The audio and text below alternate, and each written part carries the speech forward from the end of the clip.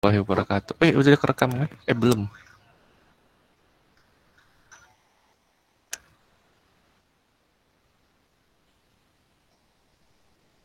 Udah kerekam nggak ya? Udah Oh, tuh. baik. Udah. Di sini dari angkatan 2018, mata kuliah kimia analisis ini menyampaikan presentasi hasil review materi. Mungkin materi selanjutnya.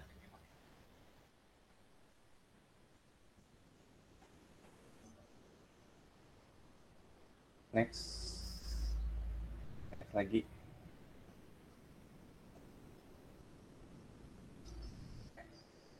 Di sini ada analisis analgetik antipiretik dan analisis kuantitatif suatu zat menggunakan spektrofotometri.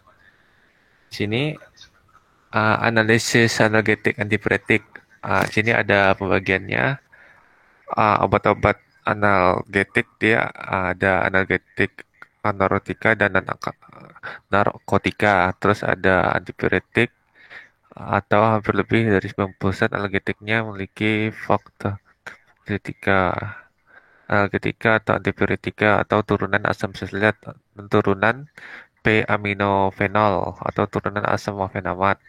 Terus ada analisis asetosal atau aspirin. Terus di sini ada analisis senyawa mentah. Terus ada volumetrik dan spektrofotometrik. Di sini juga ada analisis dalam sediaan obat tunggal. Di sini menggunakan volumetrik spektrofotometri. Terus ada analisis dalam sediaan bersama dengan obat lain, ya, spektrofotometri dan KCKT.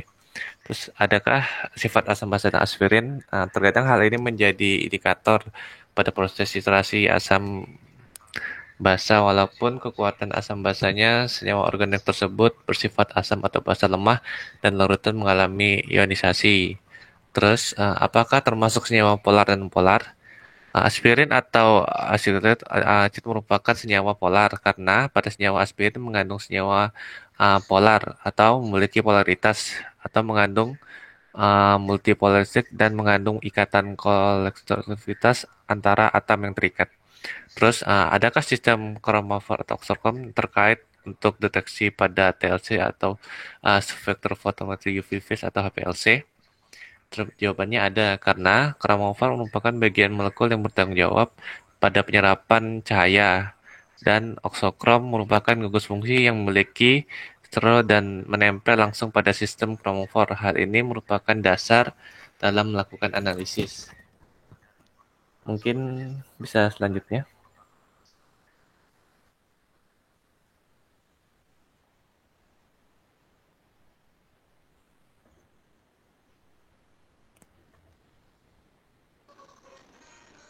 Selanjutnya ada metode asidi kalimetri atau titrasi langsung dan metode hidrolisis dan titrasi kembali. Di mana titrasi aspirin dengan NaOH gamma asetosal merupakan suatu senyawa turunan asam, kemudian dapat titrasi langsung dengan suatu baku basa NaOH atau KOH. Di sini ada rumus perhitungan, ada rumus di mana 1 mol aspirin sama dengan 1 mol NaOH sama dengan 1 grion OH min.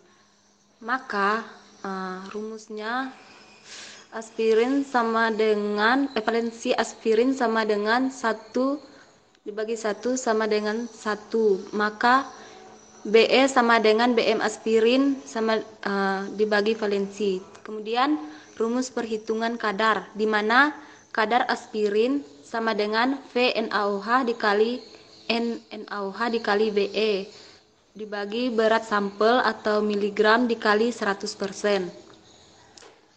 Kemudian ada metode hidrolisis dan titrasi kembali, di mana rumus perhitungannya kadar aspirin sama dengan Vb dikurang Vs dikali NaCl dikali Be per berat sampel atau serbuk tablet dalam miligram dikali 100%.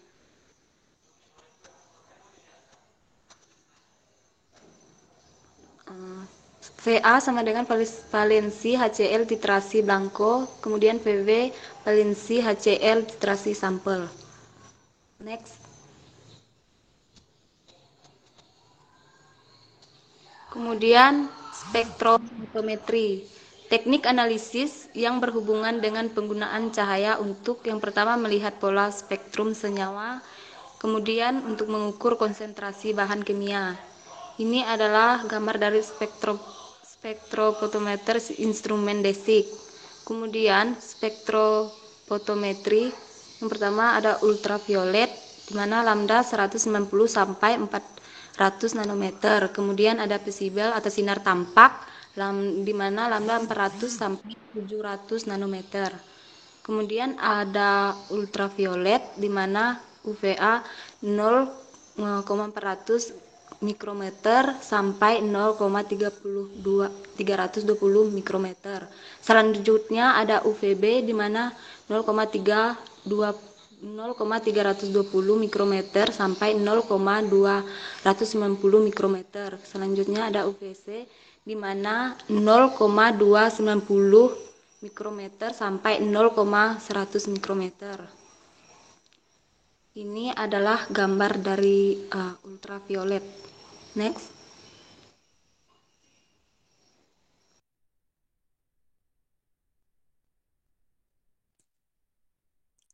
Selanjutnya, spektrometri UV dan spektrometri visible.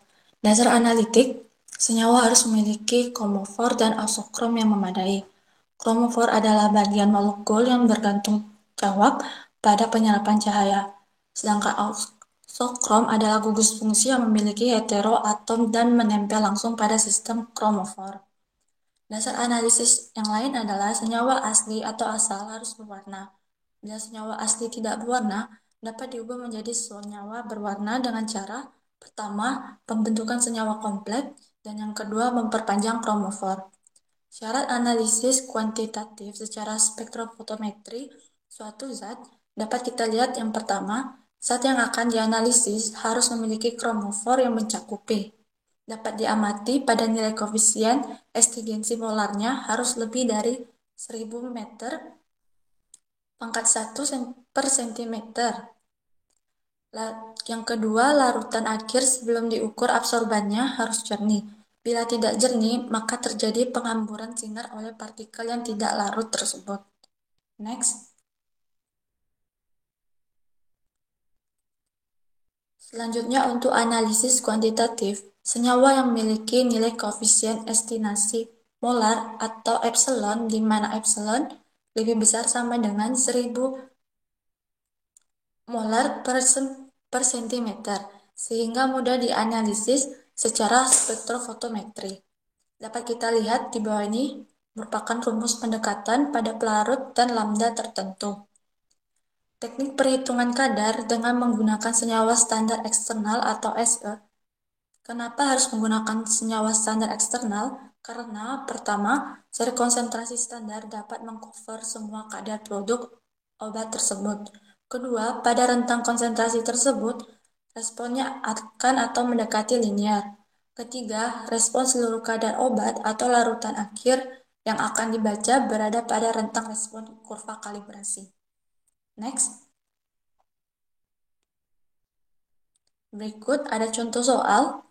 Yang pertama, sebanyak 150 mg sampel obat diduga mengandung cemaran senyawa asam fosfat. Kandungan cemaran ini ingin dianalisis dengan metode titrasi langsung menggunakan baku NaOH 0,05 nat. Normalitas volume titran yang digunakan untuk mencapai titik akhir adalah 2,3 mili. Yang ditanyakan, hitung kadar cemaran tersebut dalam sampel. Diketahui ARH sama dengan 1, P sama dengan 31, dan O sama dengan 16. Jawabannya, pertama kita cari dulu reaksinya. Dapat dilihat reaksi berikut, yaitu H3PO4 plus 3 NaOH menjadi Na3PO4 plus 3 H2O, di mana valensi yang kita dapat yaitu 3. Dengan itu kita dapat memasukin rumus kadar, yaitu kadar sama dengan normalitas dikali volume dikali BE per miligram sampel dikali 100%. Kita masukin normalitas sebesar 0,65 dikali volume yang dipakai 0,3 dan BE yaitu sama dengan BM per valensi yaitu 98 per 3 per miligram sampel yaitu 150 dikali 100% dan didapatkan hasil sebesar 2,5%.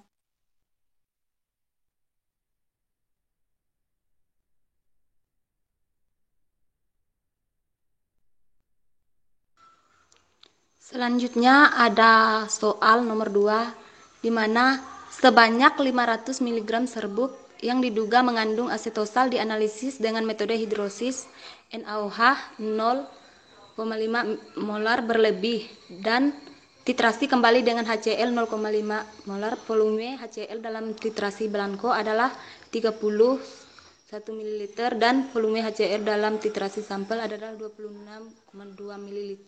Jika berat tablet rata-rata adalah 240 mg, maka hitung kadar asetosal dalam tablet tersebut. BM asetosal 180. Nah, di mana di sini adalah yang pertama-tama ada 175,6,95 gram menuju 500 mg, di mana dalam 240 mg serbuk, di mana yang ditanya adalah jumlah atau tablet asetosal, di mana nilai X-nya sama dengan 84,33 mg. Kemudian persen kadarnya di sini sama dengan 175,695 gram dikali 100% dibagi 500, di mana hasilnya 35,139%. Kemudian persen kadar sama dengan 84,33 molar dikali 100% dibagi 240, di mana hasilnya sama dengan 35,139%.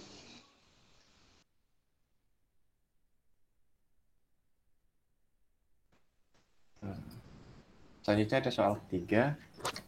Ya, pertama, sebuah tablet paracetamol kemudian dilarutkan dalam etanol 100 ml. Terus disaring, filtrat A diambil 95 ml, kemudian dilarutkan dalam etanol hingga 10 ml. Terus ada filtrasi B, absorbansinya 0,3454, dihitung kadar BCT-nya. Ini pertama kan kita udah tahu tadi nilai FP-nya berapa, dari di situ dapat 20, dia dibagi antara 100 yang volume awal sama dibagi volume akhir. Terus ada absorbansinya 0,34. Terus kita pakai di dalam tabel itu kita tentukan kadar nilai ABR-nya dari nilai kadar sama absorbansinya. Nanti udah dapat nilai YBX-nya udah dapat nanti, terus dimasukin. Terus tinggal ikuti aja alurnya biasa gimana. Terus nanti dapat persentase kadarnya. Terus dikalikan lagi sama dibagi miligram per 1000 mili dikali 100 mili per 5 mili. Ini dasarnya. Terus didapatkan akhir-akhirnya 24,952 miligram. Next.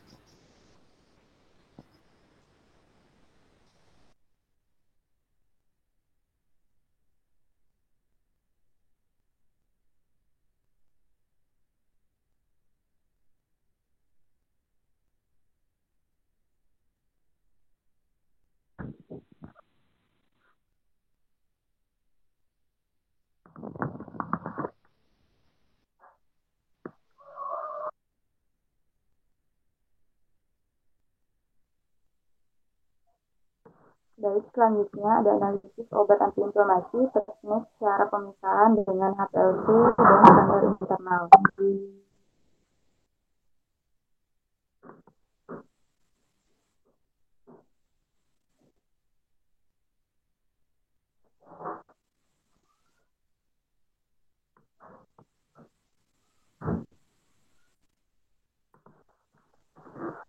Antiinflamasi merupakan obat anti radang yang terdiri dari steroid dan non-steroid, di mana steroid ini terdiri dari prednison, hidrokortison, dexamethasone, dan kalmethasone. Sedangkan non-steroid NSAID yaitu menghambat enzim COX1 dan COX dalam pembentukan prostaglandin. NSAID ini merupakan golongan salisilat aminofenol, asam aryl alkanoat, golongan profen, asam asam fenamas, turunan pyrazolidin, dan oxycam serta penghamba CO2. Yang pertama itu ada analisis golongan aryl alkanoat, di mana pada golongan ini terdapat contoh golongannya yaitu di diklofenak atau Na-diklofenak. Golongan ini dianalisis dengan menggunakan spektrofotometri UV atau kacirate. Next.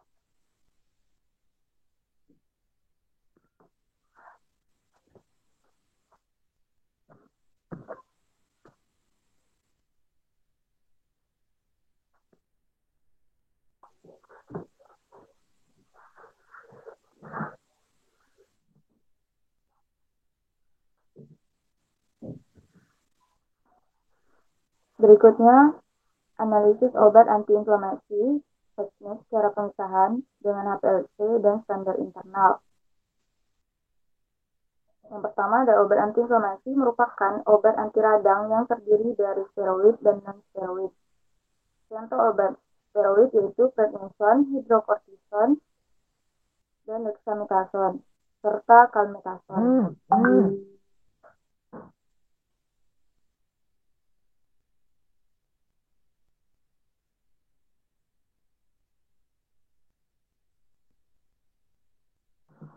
Kemudian ada non-steroid yaitu menghambat enzim COX-1 dan COX-2 dalam pembentukan prostaglandin.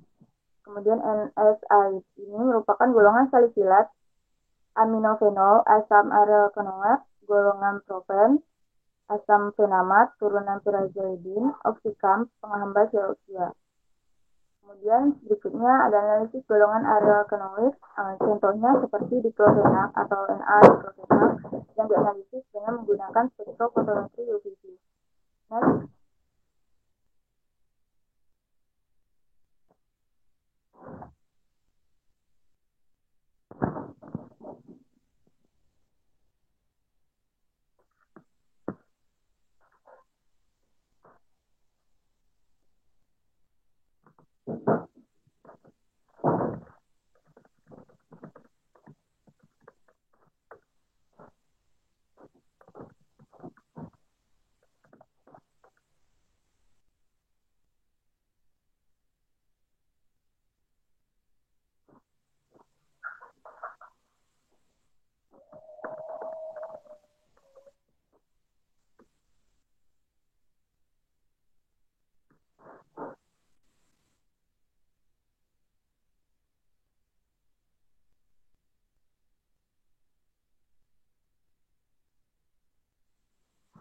Kemudian yang pertama ada analisis spektrofotometri UV Na-diklofenak. Selanjutnya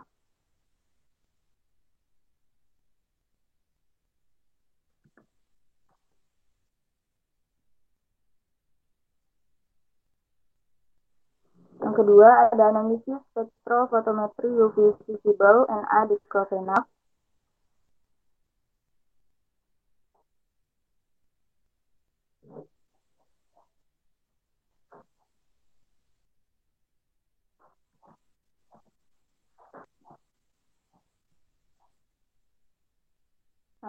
Selanjutnya ada analisis golongan oxycam.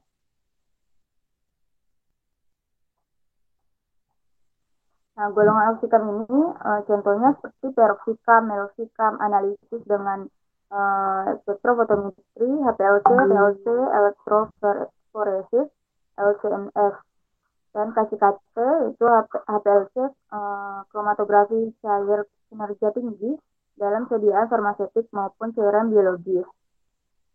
HPLC merupakan teknik pemisahan senyawa dengan cara melewatkan senyawa melalui fase diam atau stationary fase. Senyawa dalam kolom tersebut dielusi dengan fase gerak atau mobile phase. Senyawa dalam kolom keluar dari kolom atas dasar kepolaran yang berbeda, sehingga mempengaruhi kekuatan interaksi senyawa dengan fase diam dan fase gerak. Senyawa yang keluar dari kolom akan dideteksi dengan detektor yang sesuai dan dilaporkan sebagai kromatogram. Dari kromatogram dapat diidentifikasi waktu retensi dan luas area atau tinggi puncak. Untuk analisis kualitatif yang digunakan informasi TR, waktu retensi, sedangkan analisis kuantitatif digunakan informasi luas area atau tinggi puncak kromatogram.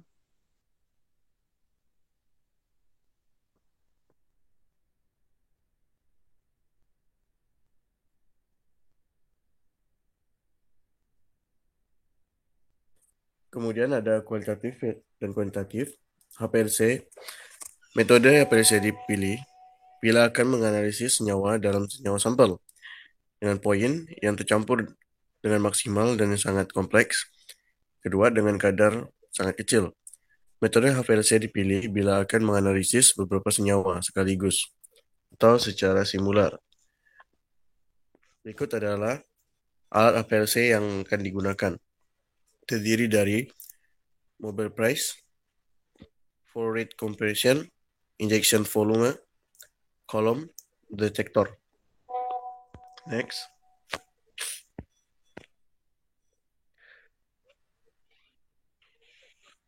Analisis pirosik.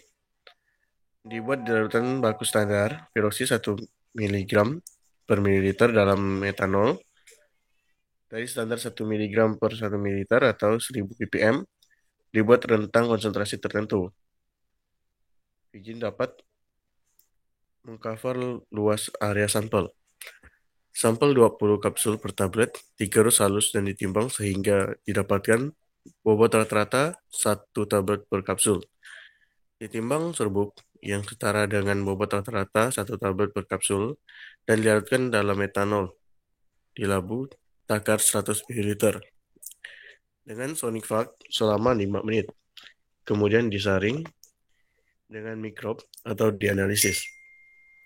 Analisis golongan steroid, analisis sampel hidroksin secara HPLC atau KCKT. Preparasi sampel karena sediaan salep terdiri dari krim dan gel, terdapat preparasinya cukup panjang dan biasanya sampel kehilangan target selama preparasi. Maka jika dilakukan pengukuran kadar dengan metode standar eksternal tidaklah tepat. Metode yang tepat adalah metode standar internal. Next.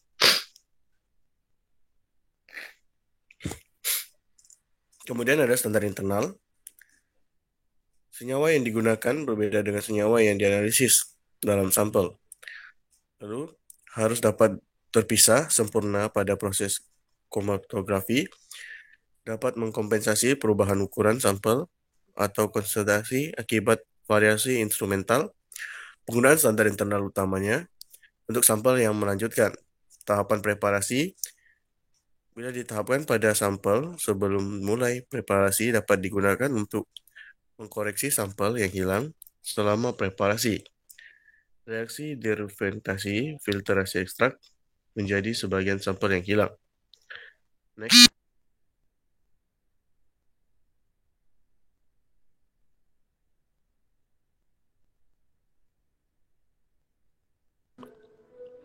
Selanjutnya, syarat standar internal itu harus terpisah sempurna dari senyawa dianalisis dan pihak lainnya. Lalu memiliki waktu retensi mirip sampel, memiliki respon terhadap detektor serupa dengan respon analit pada konsentrasi yang digunakan, tidak harus memiliki kemiripan secara kimiawi dengan analit, stabil dan tidak bereaksi dengan sampel atau fase gerak, tersedia komersial dengan kemurnian tinggi. Lalu respon sampel juga dibuat rasio dengan respon standar internal. Kemudian nilai tersebut dimasukkan ke persamaan garis regresi yang merupakan hubungan antara kadar standar dengan respon standar atau respon IS. Selanjutnya,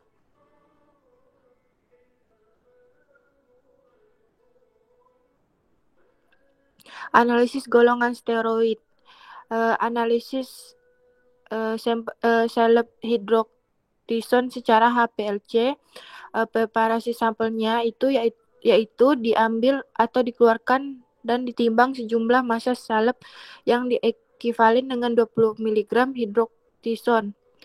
Lalu ditambahkan 60 ppm prednisone BPFI yang dilarutkan dalam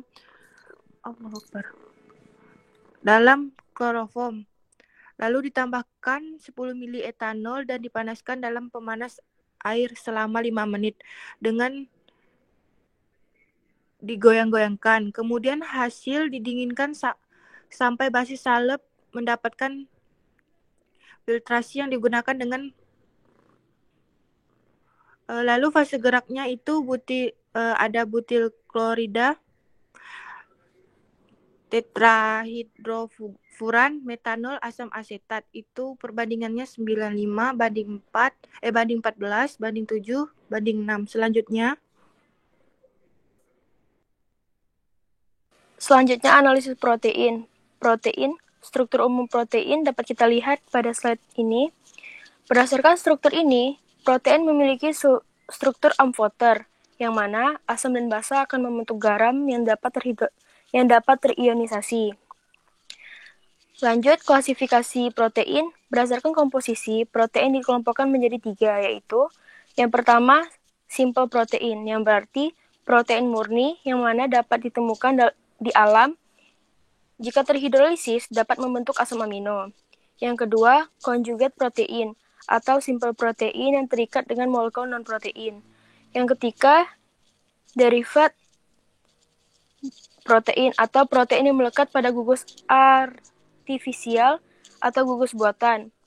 Berdasarkan fungsi fisiologis, protein dibagi menjadi 6, yaitu yang pertama protein struktural, yang kedua protein kontraktil, yang ketiga hormon, yang keempat enzim, antibodi, dan protein darah. Lanjut.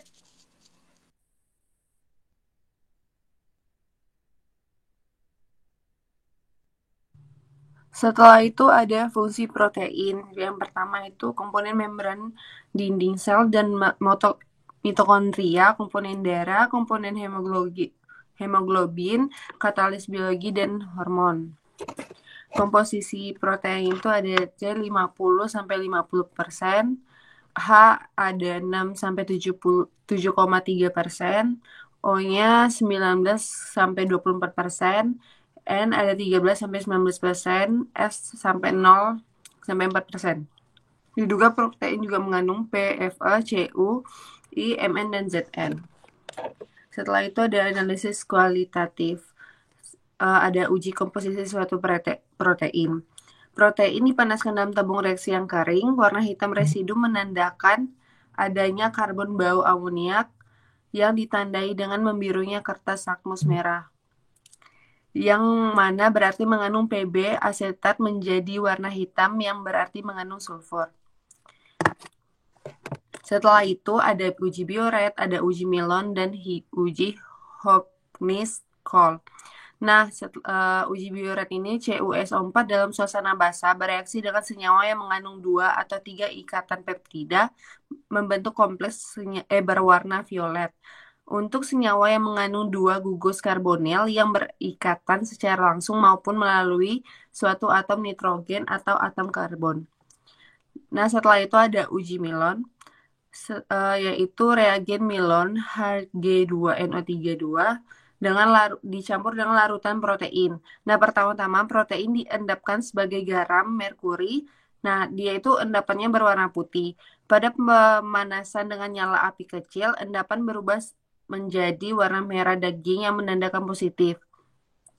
Ada uji Hopkins-Cole. Nah, dia ini gugus indol pada triptofan merupakan gugus yang merespon uji ini. Gugus aldehid yang pada asam glikolisik membantu merubah gugus indol menjadi senyawa berwarna violet. Next. Nah, lalu berikutnya ada uji Lieberman. Jika HCl pekat ditambahkan pada protein atau padatan, kemudian dididihkan dan ditambahkan beberapa tetes larutan sukrosa, maka warnanya akan menjadi violet dan terlihat jika protein mengandung triptofan. Lalu yang kelima ada uji sulfur. Jika larutan prot pendidikan dengan campuran larutan KOH dan NaOH dan Pb asetat, endapan hitam jika terdapat asam amino yang mengandung sulfur, misalnya sistein dan metionin. Lalu berikutnya ada analisis kuantitatif protein. Untuk yang A, metode Kedal, yang diteliti adalah kandungan nitrogen, bukan protein. Tahapan kerja dalam metode Kedal ini ada 3, yaitu tahap destruksi, tahap destilasi, dan tahap titrasi. Next. Pada tahap destilasi, amonium sulfat dipecah menjadi amonia atau NH3 dengan penambahan NaOH sampai alkalis dan dipanaskan. Saat pemanasan perlu ditambahkan logan Seng atau Zn. Fungsinya agar amonia terpisah lalu ditangkap oleh suatu asam klorida yang berlebih. Contoh reaksinya NH4 2SO4 ditambah HgSO4 ditambah NaOH ditambah Na2S tambah Zn tambah H2O, kemudian menjadi NH3 ditambah Na2SO4 tambah ZNS tambah HGS ditambah H2O, kemudian dari NH3 menjadi NH3 dalam bentuk larutan. Pada tahap titrasi, sisa asam klorida yang tidak bereaksi dengan NH3 akan dititrasi dengan larutan baku NaOH 0,1 N dengan menggunakan indikator PP. Contoh reaksinya yaitu NH3 tambah HCl menjadi NH4Cl. Kemudian yang HCl sisa ditambah NaOH menjadi NaCl tambah H2O. Next.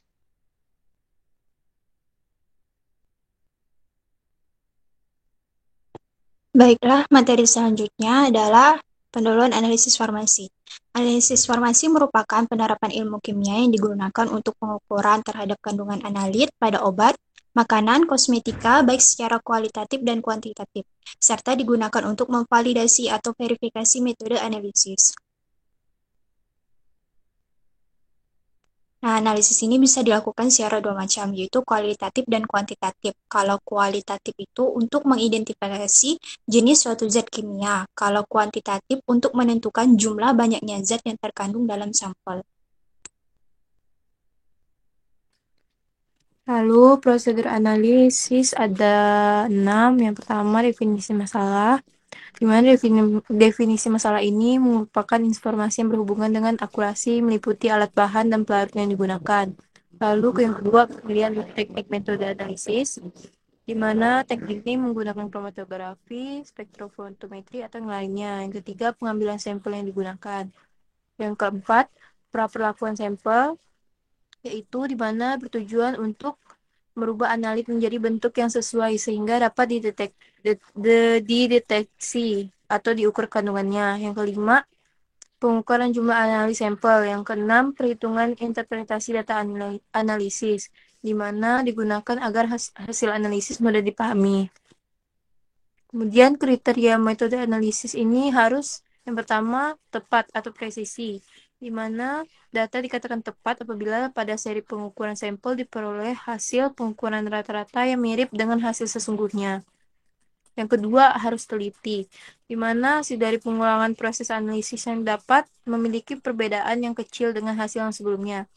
Yang ketiga selektif, di mana tujuannya untuk menganalisis senyawa campuran antara analit dari senyawa campuran tersebut mampu dipisahkan dan dideteksi sehingga kedua analit memberi respon. Yang keempat, sensitif. Sensitif ini bertujuan untuk menganalisis senyawa yang berkadar rendah. Yang kelima, spesifik. Bertujuan untuk menganalisis senyawa campuran di mana analit dari senyawa campuran tersebut hanya memberikan respon pada satu jenis analit saja. Dan yang keenam, praktis, yaitu mudah dan murah.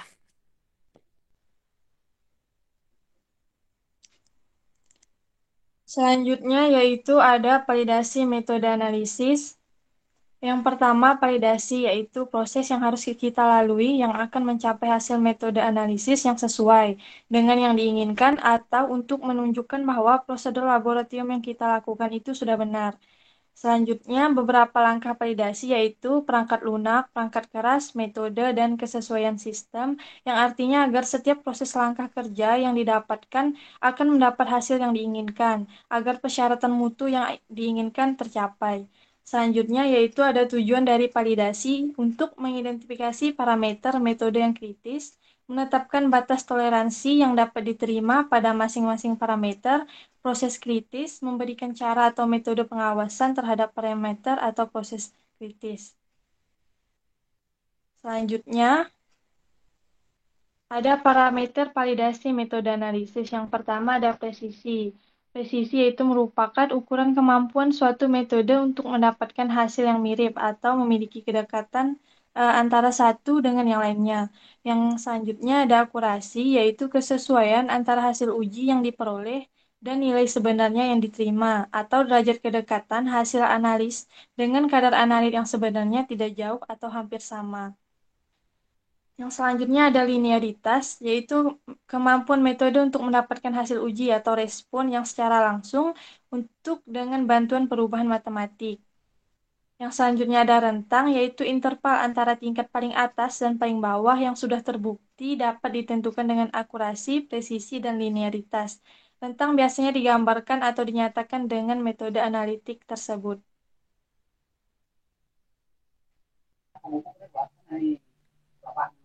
Kemudian LOD atau limit of detection dan LOQ atau limit of quantification. LOD adalah konsentrasi analit terendah dalam sampel yang masih dapat dideteksi tetapi tidak diperlukan secara kuantitatif. Kemudian LOQ adalah jumlah zat minimum yang diinjeksikan untuk memberikan hasil pengukuran secara teliti.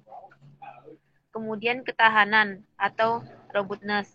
Robustness adalah ukuran kinerja atau performance suatu metode analisis apabila perubahan kecil yang disengaja diterapkan pada kondisi metode tersebut.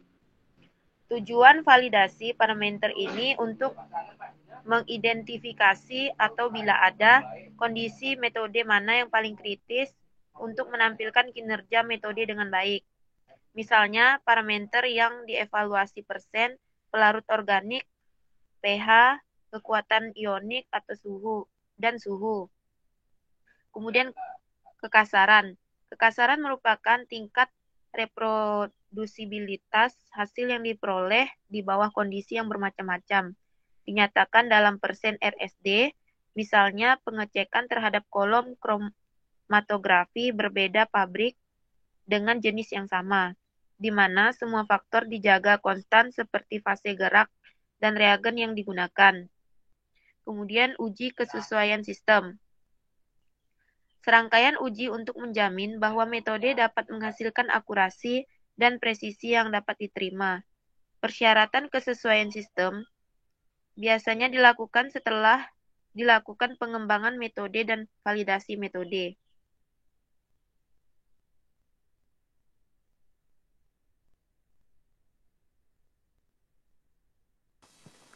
Baik, selanjutnya analisis farmasi sampling, di mana sampling merupakan satu langkah yang dilakukan dalam suatu analisis farmasi untuk mengetahui kualitas bahan baku dan bahan aktif. Dilakukan sampling pada wadah bahan, karena kualitas produk farmasi sangat bergantung pada kualitas bahan baku dan bahan aktif, sehingga sampling sangat diperlukan dalam analisis farmasi. Next. Kesalahan dalam Baik, saya lanjutkan saja. Di sini ada keterangan kesalahan dalam analisis kuantitatif ya.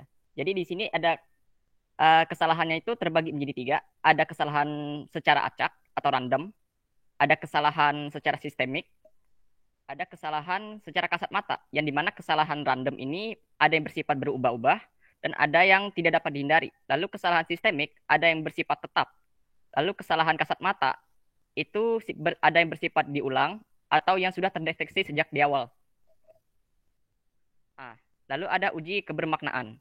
Nah, biasanya uji ini melibatkan perbandingan antara faktor eksperimental yang terhitung dengan faktor yang terdapat pada tabel statistik. Jadi uji kebermaknaan ini memiliki langkah atau beberapa uji yang terdiri dari 6 langkah yang biasanya kita temukan ini di SPSS. Yang pertama ada uji penolakan hasil analisis, lalu ada uji deviasi normal, lalu ada uji T atau t-test, lalu ada uji T berpasangan, lalu ada uji varian atau uji F, dan keenam itu ada uji varian. Nah, di sini ada uji penolakan hasil analisis. Nah, di sini apa sih tujuan dari uji penolakan di sini? Jadi uji di sini hanya untuk melihat hasil yang menyimpang pada saat melakukan analisis. Nah, jika kita lihat di sini ada 2 rumus. Di sini jika yang kita gunakan itu adalah deviasi rata-rata, maka rumusnya adalah XI dikurang X lebih besar dari 2,5. Atau bisa juga XI dikurang X sama dengan lebih besar dari 4D. Lalu ada, jika kita menggunakan rumus standar deviasi yang disingkat dengan SD, maka bisa digunakan rumus XI dikurang X lebih besar dari SD. Atau bisa juga XI dikurang X lebih besar dari 3SD. Yang kedua adalah uji deviasi normal. Jadi uji deviasi normal ini bertujuan untuk menguji apakah hasil yang diperoleh itu sama atau tidak dengan hasil yang sebenarnya. Nah, di sini ada rumusnya, jadi T sama dengan X dikurang dengan mikro. Nah, jadi bisa juga menggunakan standar deviasi dikurang dengan nilai N. Jadi T hitung lebih besar dari T tabel. Jika lebih besar, maka H0 itu ditolak. Dengan kata lain, itu terdapat perbedaan terhadap nilai yang sebenarnya. Lalu ada uji T. Nah, uji T ini bertujuan untuk menguji 2 buah rata-rata pada metode yang berbeda. Nah, di sini ada beberapa rumus. Jadi ada Q-test. Jadi rumusnya di sini adalah Q hitung, yakni nilai yang dicurigai dikurang dengan nilai yang terdekat. Nah, jika nilai Q hitung itu lebih besar dari Q tabel, maka bisa kita hipotesiskan nolnya itu ditolak, yang berarti terdapat perbedaan yang bermakna pada nilai yang dicurigai. Jadi nilai Q hitung pada taraf kepercayaan 94%, P sama dengan 0,05 pada uji 2 sisi ini.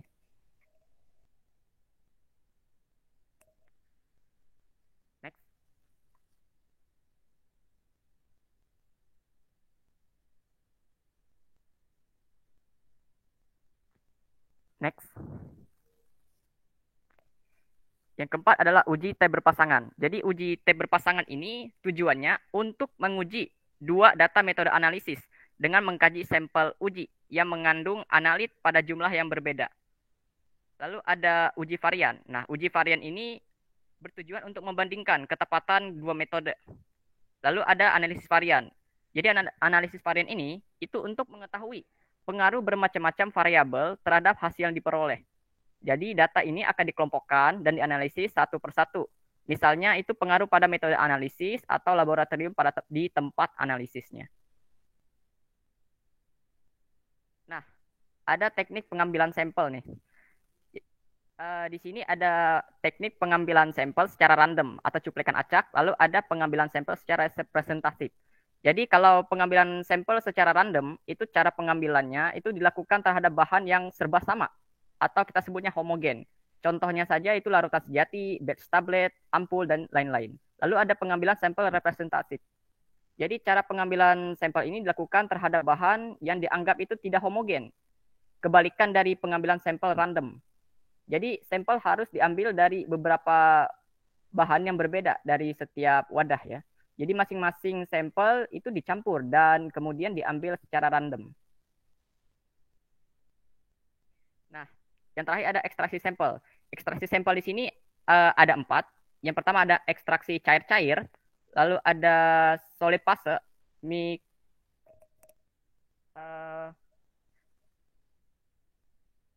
maksud saya solid phase micro extraction, lalu ada fase ekstraksi padat dan super critical fluid extraction. Jadi ekstraksi cair-cair di sini bisa kita simpulkan itu sampel dalam bentuk larutan itu perlu diperhatikan pKa-nya. Jadi kos selisih pH dan pKa itu akan mempengaruhi molekul senyawa sehingga akan terbentuk ion dan molekul. Sedangkan yang solid fase microextraction itu konsentrasi sampel yang di dalam itu memiliki nilai yang kecil. Lalu ada fase ekstraksi padat. Nah, fase ekstraksi padat ini jika sampelnya padat itu maka perlu penyaringan terlebih dahulu. Dan terakhir ada supercritical fluid extraction yang dimana konsentrasinya itu konsentrasi sampel lebih kecil lagi. Sekian yang bisa kami sampaikan pada review materi analisis farmasi ini. Kurang lebihnya mohon maaf. Akhir kalam. Wassalamualaikum warahmatullahi wabarakatuh.